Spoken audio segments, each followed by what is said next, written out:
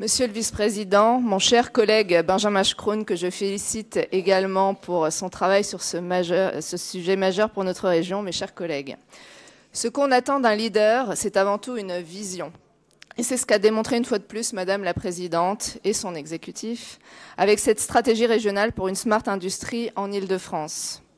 En effet, alors que certains voudraient nous convaincre que l'industrie a fait son temps, alors que tout le monde semble décidé à assister mélancoliquement et avec une passivité effrayante aux défis multiples rencontrés par l'industrie francilienne, cette majorité a compris une chose essentielle et qui devrait être une évidence au sein de cette Assemblée, c'est que le combat pour l'industrie francilienne mérite d'être mené pour l'avenir de nos jeunes, pour l'avenir de notre région et pour l'avenir de notre pays. Vous avez compris que se désintéresser de l'industrie, comme l'avait fait la précédente majorité pendant tant d'années, était une erreur profonde dont nous payons les conséquences aujourd'hui.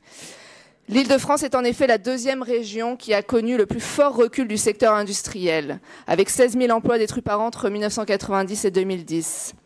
Cet abandon de l'industrie avait été tristement symbolisé par le silence total de la précédente majorité face à la fermeture de l'usine PSA d'Aulnay-sous-Bois. Quelle tristesse pour l'Île-de-France, première région automobile de France.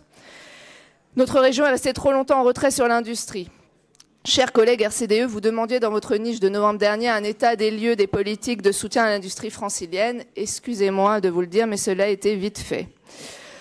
Mon collègue Benjamin Schroen l'a redit, dans le cadre du plan Industrie Île-de-France 2013-2017, les actions ponctuelles mises en œuvre représentaient seulement 5 millions d'euros par an, alors que nous opposons une véritable ambition budgétaire avec 300 millions d'euros au bénéfice de l'industrie dans les 5 prochaines années. Par ailleurs, les enjeux de l'industrie n'étaient pas appréhendés dans leur globalité. Le précédent plan industrie se focalisait sur l'accompagnement direct des entreprises et excluait les problématiques relatives à la formation ou aux enjeux de localisation et d'accessibilité qui sont partie intégrante de ce nouveau plan présenté aujourd'hui.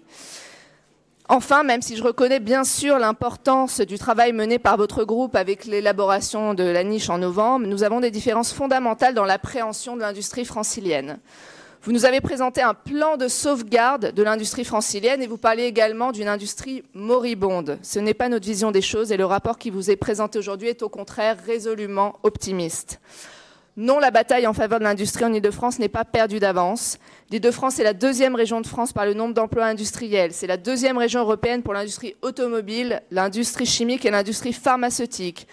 L'Île-de-France est un potentiel de recherche et d'innovation incomparable, avec 7% des budgets de R&D de l'Union européenne et 40% de la recherche française.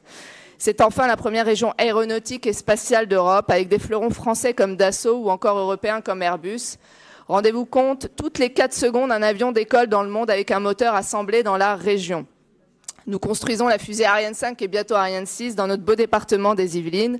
Et pour tous ceux qui ont pu aller au salon du Bourget, vous avez pu constater l'énergie qui se dégageait de toutes ces pépites franciliennes. Ce que vous nous proposez aujourd'hui, monsieur le vice-président et mon cher collègue, c'est une stratégie résolument ambitieuse, moderne et optimiste pour notre industrie. L'objectif, inventer les usines de demain, plus performantes, plus durables et plus en phase avec la révolution technologique et numérique.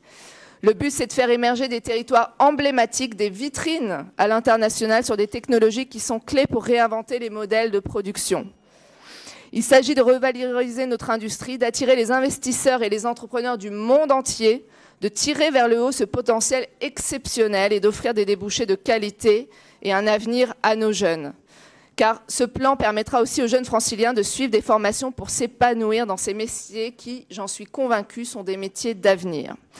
En cela, mes chers collègues, ce qui nous est proposé aujourd'hui est tout simplement novateur, pas seulement dans les mesures déclinées, mais également dans la vision présentée. Une vision qui repose sur un principe clair, mais trop souvent oublié, pas d'économie forte sans industrie forte. Je vous remercie. Merci beaucoup, Alexandra Dublanche.